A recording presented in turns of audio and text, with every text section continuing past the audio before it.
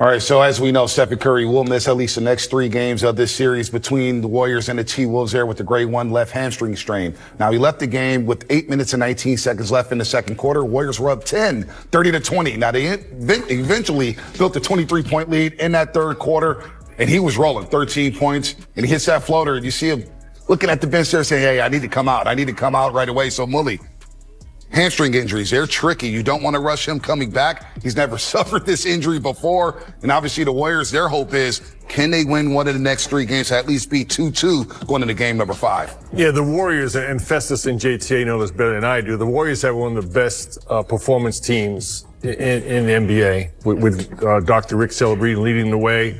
So the MRI revealed a grade 1 strain, which is good news. For Steph Curry, this being the first time he's had this injury, so nothing to compare to for him physically. Well, you said, Bonte, you take a week, see where it is at that point in time. It's going to be important in my mind for Steph to get on the floor and almost go full tilt before he gets back. You don't want to walk on that floor without having a full scrimmage, I think, so you can test your body, understand exactly what your limitations, if there are any, that before you step back on the playoff game. Intensity. I mean, the thing I know about hamstrings is you have to rest first. And the best part of Steph Curry's game is the fact that he's in constant motion. Like, he's the best conditioned athlete in the NBA. That comes with time. That comes with conditioning. That comes with being out on the floor. If he has time off, he has to come back into shape, back into game shape, and not just game shape, back into playoff shape. These are all things that take time. Meanwhile, the Warriors are missing their leading scorer, their leader in the locker room, really the belief system of the team. So right now, without Steph, the Warriors have to have guys step up. This is the next man up mentality, and you got to have guys off the bench. Brandon Pajemski has to play a bigger role. Moses Moody has to play a bigger role. Even, dare I say, Air Congo. Jonathan Kuminga. All right, Jonathan Kuminga. Go ahead, JJ. Absolutely. Look, I mean, losing Steph hurts, but I know he'll still be present. His voice will still be there. His presence, his energy will still be there. Obviously, guys stepped up last game. They made plays. So it's possible for them to continue this flow without him. I'm not too concerned about Steph. He's a strong guy. He's always in shape. He takes very good care of his body. So as Fezzi said, there's not much you can do with the hammy. You just got to rest, but I think he'll bounce back pretty quickly. Yeah, we'll see what happens tonight in game number 2, how the lineup looks, the rotations or whatnot. But Stephen Curry was that shoot around. Look at him grabbing some rebounds, throwing some passes to Draymond Green as he warms up there earlier today at the target sitter. And Stephen Curry actually spoke to the media earlier today at shoot around about his hamstring injury. Eventually there'll be conversations like that. I'm not even anywhere close to that right now, so I'm not rushing it. Because like I said, there has to be a natural healing process that happens, and the body will tell you, even if you're able to do like normal basketball movements pain-free and all that stuff. And I know how tricky hamstrings can be, where they can fool you and think that it's healed even if you don't feel anything. And so that gray area is a little will be confusing, I'm sure, but I'll do everything in my power to get back as soon as possible. And with how the was extra, it for you to see the team, the way they played in the second half without you? That's the strength in what we can do. We have obviously Jimmy, Draymond, quarterbacking both sides of the ball. You know, Buddy's playing at a high level. And then the committee of guys who are going to fill in the rotation. And, you know, we're going to rely on our defense. We know that. And even if I'm out there, like that's our calling card. But there's a lot of confidence that, you know, the guys can maintain and sustain that level. You know, Minnesota's going to come back, you know, motivated to get a win on their home floor. But over the course of the series, we feel like we're in good shape. All right, obviously no Stephen Curry for the final 32 minutes and 19 seconds of game number 1. We connect with the great KB, Garrett Burke, and our Warriors insider and Hall of Famer here at NBC Sports Bay Area, Bonte! Monty Pool, courtesy of Comcast Business. Every connection counts. And KB, I got to think, over the last decade, there's been a lot of gutsy wins by the Golden State Warriors, but I can't recall one grittier than their Game 1 performance without Stephen Curry against the T-Wolves. Yeah, we got a snapshot of what it looks like without Steph against this team because the whole second half they had to play without him. And in that second half, they kept their lead, even grew it, and their defense stayed locked in, holding the Wolves to 88 points. So, yes, Steph is a major player to miss. Yes. But there are some things to be encouraged by. Yeah. The way they played, first of all, I mean, you had 6 guys get at least 5 rebounds. You had multiple guys getting multiple steals. They shot 43% from 3 overall. And that's even though Moses Moody and Brandon Podziemski only made 1 between them. So they did a pretty good job. But the main thing is they got to play with a certain amount of conviction.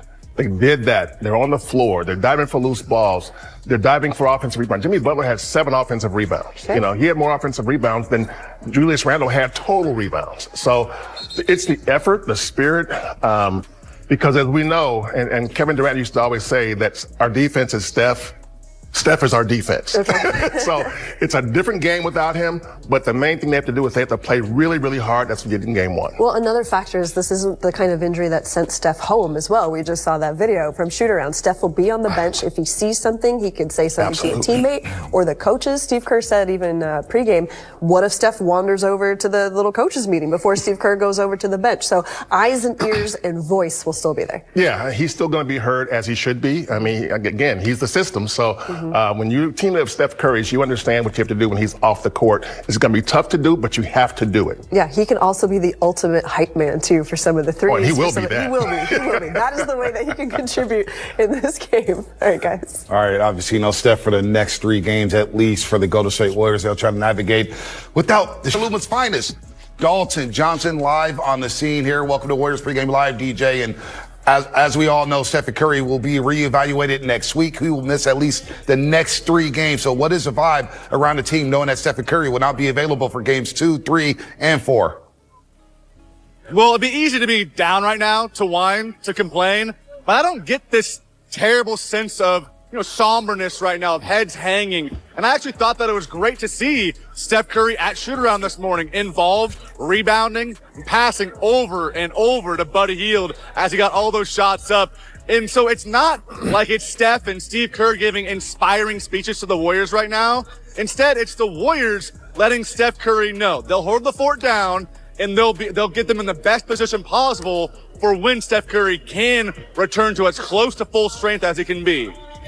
Now, everybody's going to say next man up mentality, right? But it's easier said than done when you're trying to replace a legend like Stephen Curry. But we look at a guy like Brandon Podziemski participating in his first ever postseason, and it's been up and down. He's missed a game with illness. He's dropped 26 points in 1 game. So what is the vibe with Brandon Podziemski right now as he's trying to find his way through his first postseason? I mean, naturally, you'd expect more of a scoring onus on him starting tonight with Steph Curry out. And as you brought up, he scored 26 points and made 6 threes in Game 4 last round. But in the 4 games since then, he's totaled 30 points and 6 three-pointers, shooting 34% from the field and 27% from deep.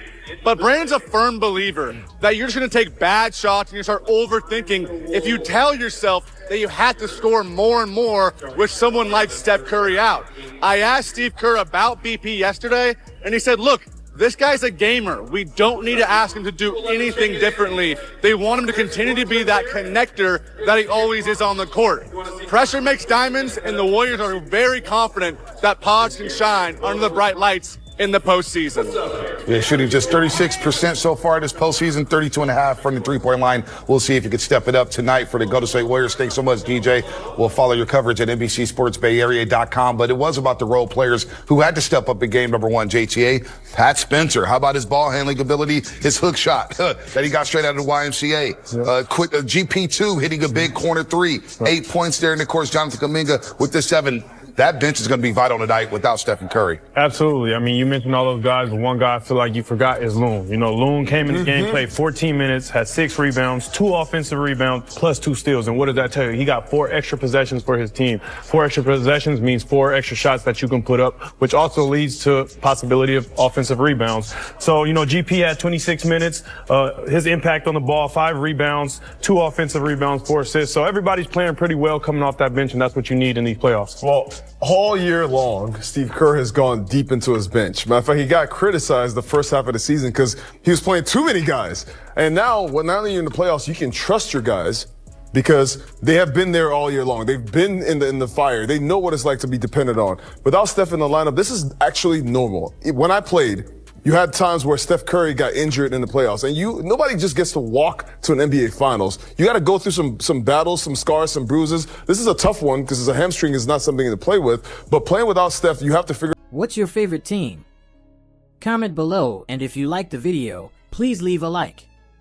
This really helps the channel grow and brings you even more content. Oh, and if you're not subscribed yet, what are you waiting for? Click the subscribe button and activate the bell to receive all notifications.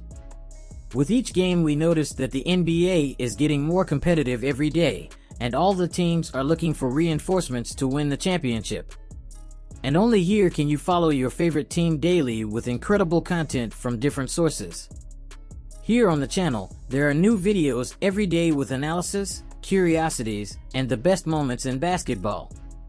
That's it for today, folks. Thanks for following along. The NBA doesn't stop, and neither do we. Until the next video.